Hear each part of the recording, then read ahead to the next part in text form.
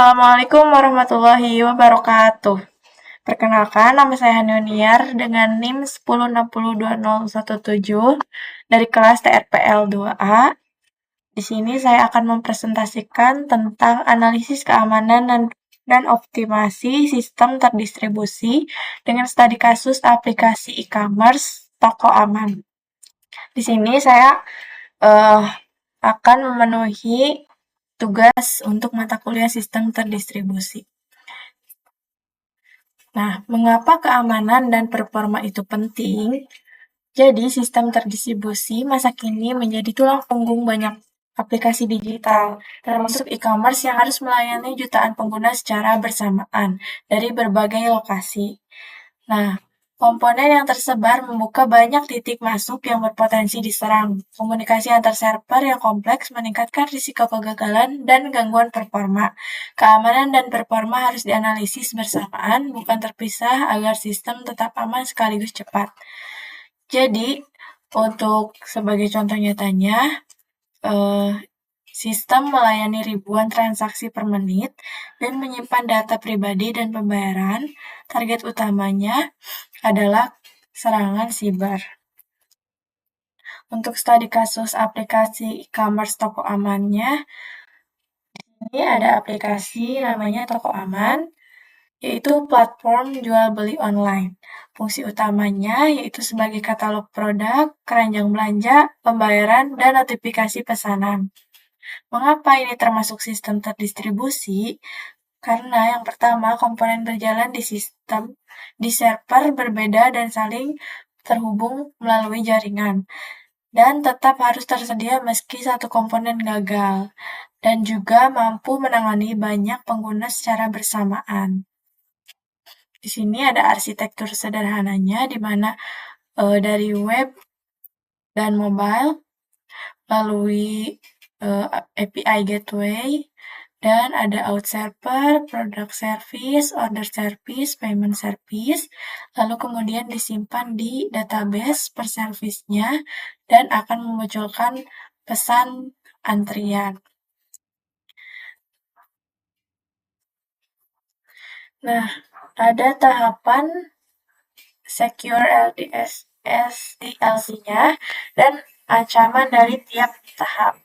Yang pertama itu ada tahap requirement atau ancaman. Kebutuhan keamanan terlewat. Lalu selanjutnya ada tahap desain, di mana ini merupakan single point of failure. Nah, selanjutnya ada tahap implementation. Di sini kita akan melakukan bug coding, SQL injection, hardcode, password. Selanjutnya ada tahap testing, di mana tahap pengujian keamanan tidak menyeluruh setelah lolos ke produksi. Selanjutnya ada tahap deploy, dan terakhir ada tahap maintenance. Selanjutnya, risiko keamanan dan mitigasi awalnya. Di requirements, kita melibatkan tim keamanan sejak awal. Selanjutnya di tahap desain, kita lakukan threat modeling dan terapkan prinsip least privilege. Dan di tahap implementation, kita terapkan secure coding. Selanjutnya di tahap testing, kita gunakan SAST dan penetration testing sebelum dirilis. Selanjutnya untuk tahap deployment kita melakukan hardening server atau kredensial dengan aman. Dan untuk tahap maintenance kita melakukan patch management rutin serta monitoring dan logging aktif.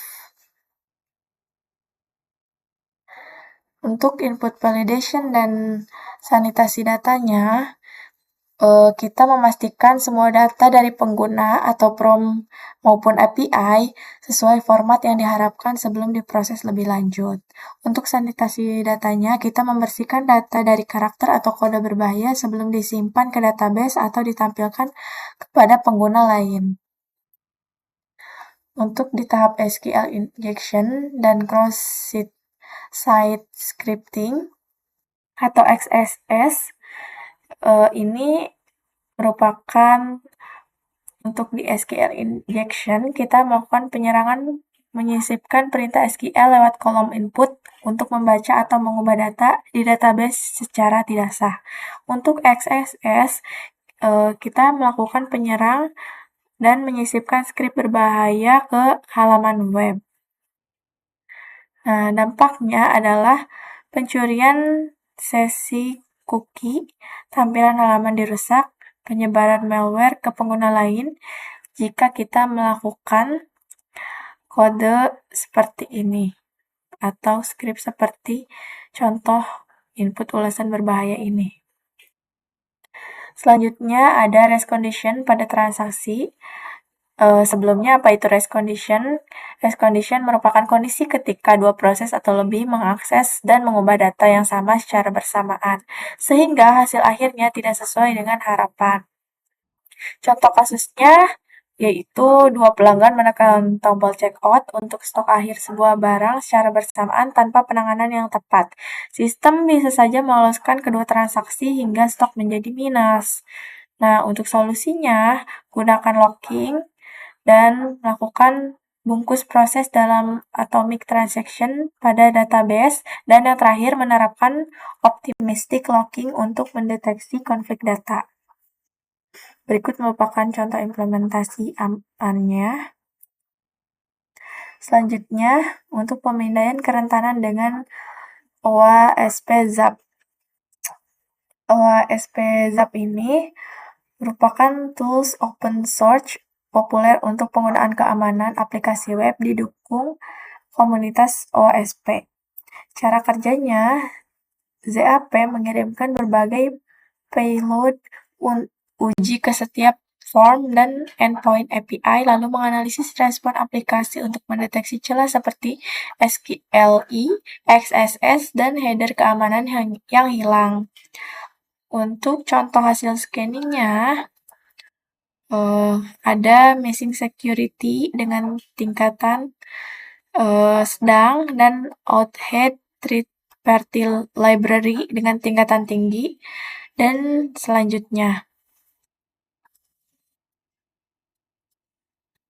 Ada 3 jenis kerentanan umum. Yang pertama ada SQL injection dengan resiko tinggi. Penyebabnya karena query dibentuk dari input mentah tanpa parameterisasi, dan dampaknya yaitu kebocoran atau manipulasi data pelanggan dan transaksi. Dan untuk mitigasinya adalah parameterized query dan penggunaan ORM. Yang kedua ada XSS dengan resiko tinggi, penyebabnya adalah output ke halaman web tidak di-escape atau di-encode. Dampaknya pencurian sesi atau cookie dan penyebaran skrip berbahaya. Mitigasi yang dilakukan adalah output encoding dan content security policy. Selanjutnya yang terakhir ada broken authentication dengan risiko sedang ke tinggi. Penyebabnya manajemen sesi dan kebijakan password yang lemah. Dampaknya pengambil alihan akun pengguna secara tidak sah. Untuk mitigasi MFH, hashing password kuat, dan session timeout. Selanjutnya ada latensi atau waktu yang dibutuhkan sejak permintaan dikirim hingga respon diterima kembali. Selanjutnya ada throughput, yaitu jumlah atau permintaan transaksi yang berhasil diperoleh sistem dalam satuan waktu tertentu. Dan yang terakhir ada bottleneck, di mana titik dalam sistem yang membatasi kecepatan keseluruhan karena kapasitasnya paling rendah. Untuk contoh analisis pada toko amannya adalah saat flash sale, permintaan ke payment service melonjak tajam, dan bottleneck teridentifikasi pada database order karena banyak proses baca tertulis terjadi bersamaan. Dan yang terakhir ada throughput menurun karena antrian permintaan menumpuk di API gateway. Ini bisa dilihat di tabel lonjakan latensi saat flash sale. Selanjutnya yaitu cara meningkatkan keamanan dan performa sistem. Yang pertama ada WAF, dan yang kedua ada audit dan scanning berkala, dan yang ketiga ada inskripsi data sensitif. Untuk rekomendasinya ada caching dan load balancing atau auto scaling, dan yang terakhir ada message queue untuk proses asinkron. Jadi kesimpulan dari presentasi pada hari ini adalah Sistem terdistribusi seperti e-commerce memberikan skalabilitas tinggi, namun juga membuka permukaan serangan yang lebih luas. Yang kedua, penerapan Secure SDLC dan Secure Coding sejak awal pengembangan sangat penting untuk mencegah kerentanan sedini mungkin. Selanjutnya, Vulnerability Assessment yang rutin membantu menemukan dan memperbaiki celah keamanan sebelum dieksploitasi pihak luar. Dan selanjutnya, optimasi performa, yaitu caching, load balancing, dan penanganan bottleneck untuk menjaga sistem agar tetap cepat dan andal saat traffic tinggi. Dan yang terakhir, keamanan dan performa harus berjalan beriringan, bukan dipilih salah satu, agar sistem terdistribusi benar-benar dapat diandalkan. Dan ini merupakan referensi yang saya ambil untuk dasar dalam PPT hari ini. Sekian dari saya, mohon maaf bila ada kekurangan. Wassalamualaikum warahmatullahi wabarakatuh.